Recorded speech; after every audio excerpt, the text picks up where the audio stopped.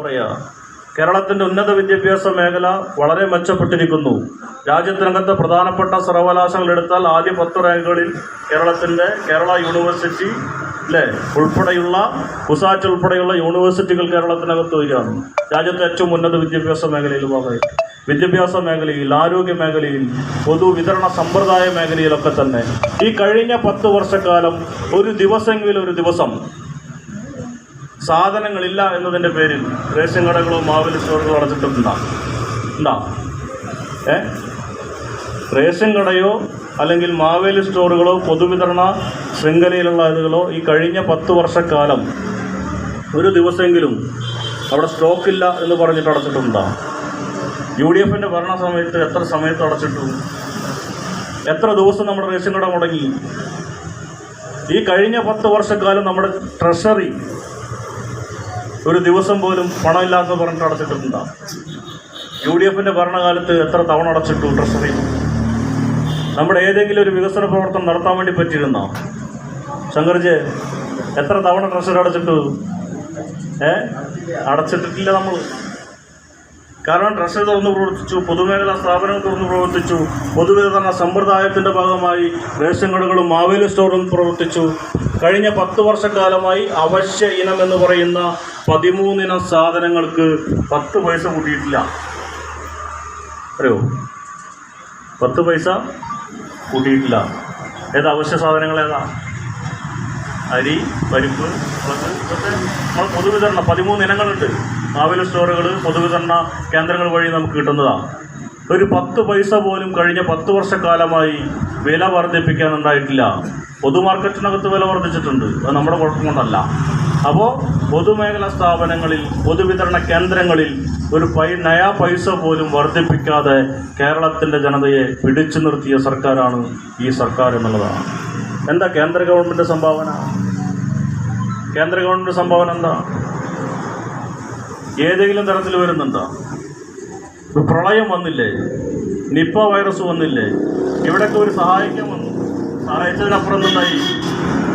ഇപ്പം നമ്മളെ വീട്ടിലൊരു അപകടം വരിക, നമ്മളെ വീടൊന്ന് ഷോർട്ട് സർക്യൂട്ടിൻ്റെ ഭാഗമായി ഒരു തീപിടുത്തുണ്ടായി. നമ്മുടെ അയൽവാസികൾ വന്നു, വെള്ളമൊഴിക്കുന്നു, എടുക്കുന്നു, എല്ലാം കഴിയുന്നു. ഇതൊക്കെ കഴിഞ്ഞിട്ട് ഒരു സഹായത്തിനാണല്ലോ ഇവർ വരണത്.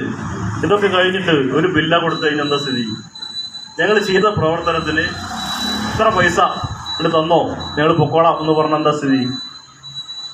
നമ്മുടെ മാനസികാവസ്ഥ എന്താവും? നോക്കിയില്ല? നമ്മളെ വീട്ടിലൊരു അപകടം വന്നപ്പോൾ രക്ഷിക്കാൻ വന്ന ആൾക്കാർ പണിയൊക്കെ കഴിഞ്ഞിട്ട് ഒരു ബില്ലും കൊടുത്ത് പോവാ. എന്താ സ്ഥിതി? അതേപോലെയല്ലേ കേന്ദ്ര ഗവൺമെൻറ് കേരളത്തോട് കാണിച്ചത്?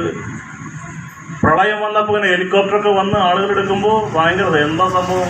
ഇംഗ്ലീഷ് സിനിമ കാണുന്ന പോലെയായിരുന്നു അല്ലേ? പാലം വരുന്നു, ഇതൊക്കെ വരുന്നു. എന്താ ഉണ്ടായി? ഇതൊക്കെ കഴിഞ്ഞ് പോണ പോക്കിലൊരു ബില്ലും കൊടുത്തു. ഇതൊക്കെ കേരളം തിരിച്ചടയ്ക്കണം. വഞ്ചനാപരമായ സമീപനമല്ലേ കേന്ദ്ര സർക്കാർ ആ കാര്യത്തിലെടുത്തത്? ഏതെങ്കിലും ഒരു തരത്തിൽ കേരളത്തെ സഹായിക്കാവുന്ന നിലയിലേക്ക് ഇത്തരം കാര്യങ്ങളിലേക്ക് പോകാൻ കേന്ദ്ര സർക്കാർ തയ്യാറായ? ഇപ്പം അവസാനൊരു ഉദാഹരണം, ചൂരൽമല. നരേന്ദ്രമോദി വന്നൊരു ചെറിയ കുട്ടിയെ മടിയിലെടുത്ത് ഇരുത്തി ഉമ്മ വെച്ചു, ഫോട്ടോ എടുത്തൊക്കെ പോയി അല്ലേ? ഇതൊക്കെ പോയിട്ടെന്തുണ്ടായത്? അവിടെ വരുന്ന പാവപ്പെട്ട ജനങ്ങൾക്ക്, ഉച്ചവരെ ഉടയവരെ പോയ ആളുകൾക്ക് ഒരു സ്നേഹ സാന്ത്വനമായി ഒരു നയാ പൈസ പോലും അനുവദിക്കാൻ ആരും തയ്യാറായില്ല. കേന്ദ്ര ഗവൺമെൻറ് തയ്യാറായില്ല അല്ലേ? ആ നരേന്ദ്രമോദി എടുത്ത് മടിയിൽ വെച്ച അതേ കുട്ടിയെയാണ് 178 വീടിൻ്റെ താക്കോൽ കൈമാറിയിട്ട് ആ വേദിയിൽ വെച്ച് ആരെടുത്തത്? പിണറായി എടുത്തത്. അവിടെയാണ് 2 രാഷ്ട്രീയം തമ്മിൽ വ്യത്യാസം. അതാണ് നമ്മൾ മനസ്സിലാക്കേണ്ടത്. വെറുതെ ഉമ്മ വെച്ച് ഫോട്ടോ എടുത്തിട്ട് 4 ആൾക്കാരെ കാണിച്ച് പോലല്ല. അതേ കുട്ടിയെ അവർക്ക് വീട് കൊടുത്ത് അല്ലേ? അതേ കുട്ടിയെ മടിയിലിരുത്തി 178 വീടിൻ്റെ താക്കോൽ കൈമാറിയിട്ടാണ് കേരളത്തിലെ മന്ത്രിസഭ ആ സംവിധാനത്തെ നീതി പുലർത്തിയത്. കേന്ദ്ര ഗവൺമെൻറ് കൊടുത്ത് നയാ പൈസ കേന്ദ്ര ഗവൺമെൻറ് കൊടുത്താ? ഇപ്പോൾ ആകെ സംരക്ഷിക്കാൻ പോവാന്ന് പറയുന്ന BJP-ക്കാരോടൊന്ന് ചോദിക്കണം. ബാങ്ക് അക്കൗണ്ടിലേക്ക് പെൻഷൻ വരുന്ന ആളുകൾക്ക് അല്ലേ? സഹകരണ ബാങ്ക് മുഖാന്തരം പെൻഷൻ മേടിക്കുന്ന ആളുകൾ എത്ര രൂപ എണ്ണി മേടിക്കും? 2000 രൂപ കയ്യിൽ വരുന്നില്ലേ അല്ലേ? കേന്ദ്ര ഗവൺമെൻറ് തരുന്ന പെൻഷൻ ബാങ്കിലേക്ക് വരുമ്പോൾ നിങ്ങൾ ചോദിക്കുക 2000 കിട്ടുന്നുണ്ടോയെന്ന്. കിട്ടുമോ? 2000 രൂപ കിട്ടുന്നുണ്ടോ പെൻഷൻ മേടിക്കുന്ന ആളുകൾക്ക്? കിട്ടില്ല. 300 രൂപ കുറവ്, 200 രൂപ കുറവ്, ഇങ്ങനെ കിട്ടിക്കൊണ്ടിരിക്കുക. കാരണം കേന്ദ്ര ഗവൺമെൻറ് ഇതിലേക്കുള്ള വിഹിതം അടയ്ക്കുന്നില്ല.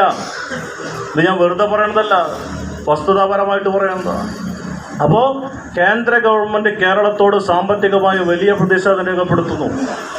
പ്രളയകാലത്തും കോവിഡ് കാലത്തും വലിയ പ്രതിസന്ധി ഉണ്ടായ വയനാട് ചൂരൽമലയിലടക്കം കേരളത്തെ സഹായിക്കാനുള്ള നിലപാടിലേക്ക് കേന്ദ്ര ഗവൺമെൻറ് മാറുന്നില്ല.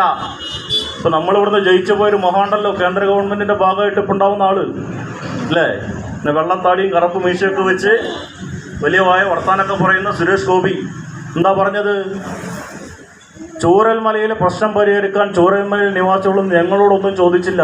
ആരെങ്കിലും ചോദിച്ചിട്ടുള്ള ഒരാളെ സഹായിക്കാൻ കേന്ദ്ര ഗവൺമെൻറ്റിനോടൊന്നും ചോദിച്ചിട്ടില്ല. അതുകൊണ്ട് ഞങ്ങളൊന്നും കൊടുക്കണില്ല. ഒരു അപകടം ഉണ്ടാകുമ്പോൾ അവർ പോയി കഞ്ചി കഴിയണോ? വേണോ? വേണ്ടല്ലോ.